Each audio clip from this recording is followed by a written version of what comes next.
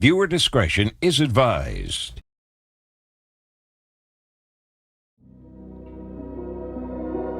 Yeah. Hey.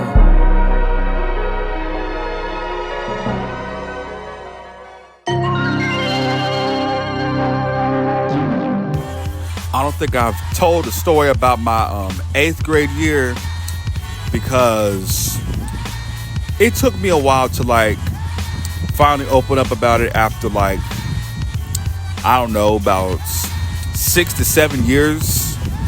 And now all of a sudden I'm coming out to all you guys to explain my 8th grade year. I think I've done a video about this in the past. I do not know. But anyways, you guys are going to hear the full story. Now, you ever heard the saying, "The last dance, make it count, make this be the final chapter"? Well, this was the opposite, because from the first day of school, back in August of 2017, I wanted to prove everybody wrong from the previous year, that I was not the same person. But obviously, it failed. You know what I'm saying? Coming in 2 weeks in, everything's all Gucci, but everybody is still acting like that I'm still the same person from the previous year. Now, everybody from 7th grade year, some of the people, majority of the people that I went to school with, transferred schools all the way across town. And it was really hard. Now, at the same time, a couple months later, I lost a family member, and that was tough. It weighed heavy on me. And then on top of that, the whole picture incident, which I've done a video about, I'll put that in the link in the description, alongside the pressure of acting in a certain way, grades, just trying to fit in.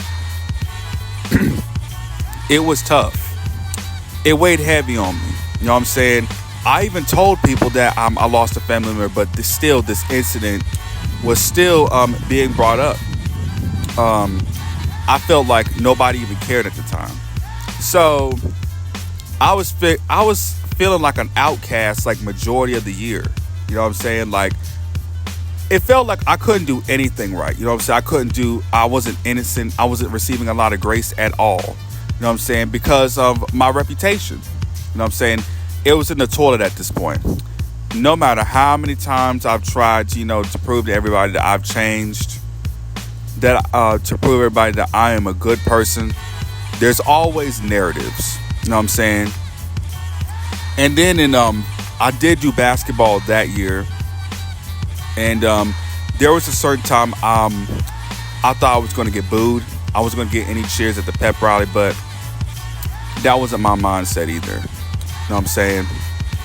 But at the same time, I had fun doing basketball than doing a play, because I was nervous to do a play. I was nervous to get up stage, especially, with my reputation. You know what I'm saying? The dude who stole pictures off of social media from everybody. You know what I'm saying? I wanted to use those as memories, but now you can have a laugh at it. But deep down, I know some people are still thinking about that. Sorry. Then in February, I got rushed to the hospital after getting the Pott's puffy tumor. I'll talk more about that in a later video. Heading into next season, which is in July, of this podcast. And then I had to spend a week out of school. You know what I'm saying? Everybody was concerned. I was ready to get back to school, and you know what I'm saying, just stay out of trouble. You know what I'm saying? Because no matter how many times I've stayed out of trouble, I try to stay out of trouble. Trouble continues to try to find me, or somebody just brings something up. I don't know.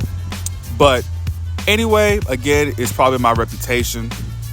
April, I was planning on going to my first school dance, the 8th grade school dance, but I ended up pulling out because I would rather have a boys' day out than go to a school dance. That was my mindset.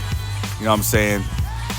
Because I figured that I would probably be restricted. You know what I'm saying? I couldn't do certain dances and all that other stuff because even the teachers knew my history. You know what I'm saying? Dating back to 7th grade. If you guys want me to talk about my 7th grade year, I will do that first episode in July. You know what I'm saying?